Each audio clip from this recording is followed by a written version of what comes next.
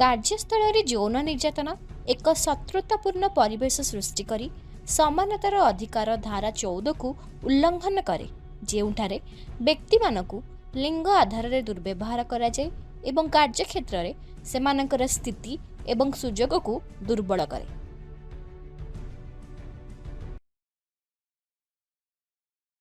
ଯେତେବେଳେ ଜଣେ ଶ୍ରମିକକୁ ବିନା ଅନୁମତିରେ ବହିଷ୍କାର କରାଯାଏ କିମ୍ବା ସ୍ପର୍ଶ କରାଯାଏ, ଏହା କେବଳ ଅସ୍ୱସ୍ତିକର ନୁହେଁ, ଏହା କ୍ଷମତାର ଅପବ୍ୟବହାର।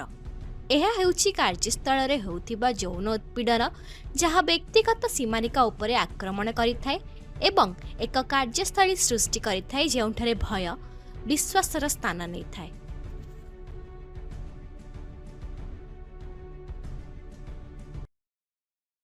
କର୍ମସ୍ଥଳରେ ଯୌନ ଉତ୍ପୀଡ଼ନର ଏଠାରେ କୌଣସି ସ୍ଥାନ ନାହିଁ। କାର୍ଯ୍ୟସ୍ଥଳରେ ପଶ୍ ନୀତି ବିଷୟରେ ସମସ୍ତଙ୍କୁ ମନେ ପକାନ୍ତୁ ଏବଂ ଏହା ସ୍ପଷ୍ଟ କରନ୍ତୁ ଯେ ଏପରି ଆଚରଣକୁ ଅଣଦେଖା କିମ୍ବା ସହ୍ୟ କରାଯିବ ନାହିଁ।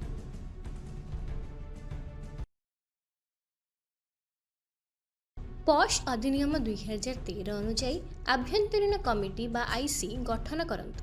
କାର୍ଯ୍ୟସ୍ଥଳରେ ଯୌନ ଉତ୍ପୀଡ଼ନର ପ୍ରତିରୋଧ, ନିଷେଧ ଏବଂ ସମାଧାନ ପାଇଁ ଆଇନ ଦ୍ୱାରା ନିର୍ଦ୍ଧାରିତ ମହିଳା ଏବଂ ଅନ୍ୟାନ୍ୟ ଆବଶ୍ୟକ ସଦସ୍ୟଙ୍କ ବାଧ୍ୟତାମୂଳକ ପ୍ରତିନିଧିତ୍ୱକୁ କମିଟି ଅନ୍ତର୍ଭୁକ୍ତ କରିବା ସୁନିଶ୍ଚିତ କରନ୍ତୁ।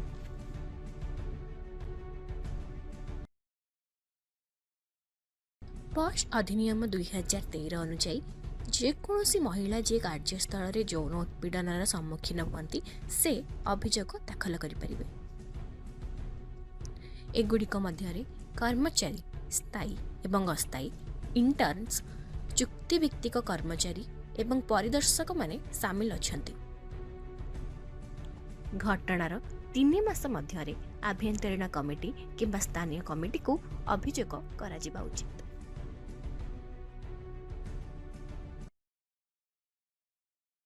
ପଶ୍ ଅଧିନିୟମ 2013 ନିମ୍ନୋକ୍ତ ବ୍ୟକ୍ତିମାନଙ୍କୁ କାର୍ଯ୍ୟସ୍ଥଳରେ ଯୌନ ଉତ୍ପୀଡ଼ନର ଶିକାର ହୋଇଥିବା ଜଣେ ମହିଳାଙ୍କ ତରଫରୁ ଅଭିଯୋଗ ଦାଖଲ କରିବାକୁ ଅନୁମତି ଦେଇଥାଏ ଯଦି ପୀଡ଼ିତା ନିଜେ ଉପସ୍ଥିତ ନଥାନ୍ତି। ଜଣେ ସମ୍ପର୍କୀୟ କିମ୍ବା ବନ୍ଧୁ, ଜଣେ ସହକର୍ମୀ, ଜାତୀୟ କିମ୍ବା ରାଜ୍ୟ ମହିଳା ଆୟୋଗର ଜଣେ ଅଧିକାରୀ କିମ୍ବା କୌଣସି ବ୍ୟକ୍ତି ଯିଏ ଘଟଣା ବିଷୟରେ ଅବଗତ ଅଛନ୍ତି ଏବଂ ପୀଡ଼ିତାଙ୍କ ଲିଖିତ ସମ୍ମତି ରଖିଛନ୍ତି ପୀଡ଼ିତାଙ୍କ ତରଫରୁ ଅଭିଯୋଗ ଦାଖଲ କରିପାରିବେ।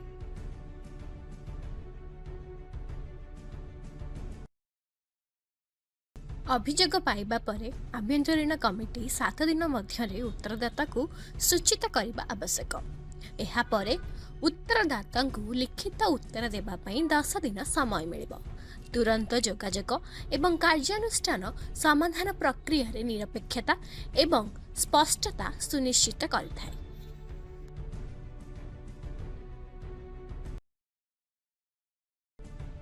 ଆଭ୍ୟନ୍ତରୀଣ କମିଟି ସମୀକ୍ଷା କରାଯାଇଥିବା ପ୍ରମାଣ ଆଧାରରେ ନିଷ୍ପତ୍ତି ନେବା ଉଚିତ ଯେ ଏପର୍ଯ୍ୟନ୍ତ ଅଭିଯୋଗକୁ ସମର୍ଥନ କରାଯାଇଛି କିମ୍ବା କରାଯାଇ ନାହିଁ, କିମ୍ବା କରାଯାଇଥିବା ସମୀକ୍ଷା ପ୍ରମାଣ ଏବଂ ସାକ୍ଷ୍ୟ ଆଧାରରେ ଅସମ୍ପୂର୍ଣ୍ଣ କି।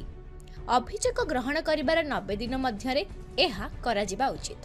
ଆଭ୍ୟନ୍ତରୀଣ କମିଟି ନିର୍ଦ୍ଧାରିତ ସମୟସୀମା ମଧ୍ୟରେ ଏହାର ଫଳାଫଳ ଦେବାରେ ନିରପେକ୍ଷ ହେବା ଉଚିତ, ଯାହାଦ୍ୱାରା ସମ୍ପୃକ୍ତ ସମସ୍ତଙ୍କ ପାଇଁ ଏକ ନିରପେକ୍ଷ ଫଳାଫଳ ସୁନିଶ୍ଚିତ କରାଯାଇପାରିବ।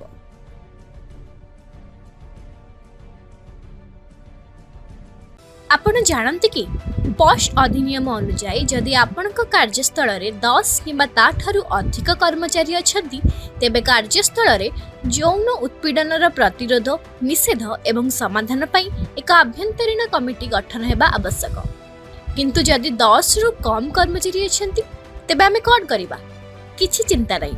ସେହି କ୍ଷେତ୍ରରେ ସମାନ କାର୍ଯ୍ୟ କରିବା ପାଇଁ ଜିଲ୍ଲା ସ୍ତରରେ ସରକାରଙ୍କ ଦ୍ୱାରା ଗଠିତ ସ୍ଥାନୀୟ କମିଟି ବା ଏଲ୍ସି ଏହା ସୁନିଶ୍ଚିତ କରେ ଯେ ପ୍ରତ୍ୟେକ କାର୍ଯ୍ୟସ୍ଥଳୀ ବଡ଼ ହେଉ କିମ୍ବା ଛୋଟ ସମସ୍ତଙ୍କ ପାଇଁ ଏକ ସୁରକ୍ଷିତ ସ୍ଥାନ ହୋଇପାରିବ।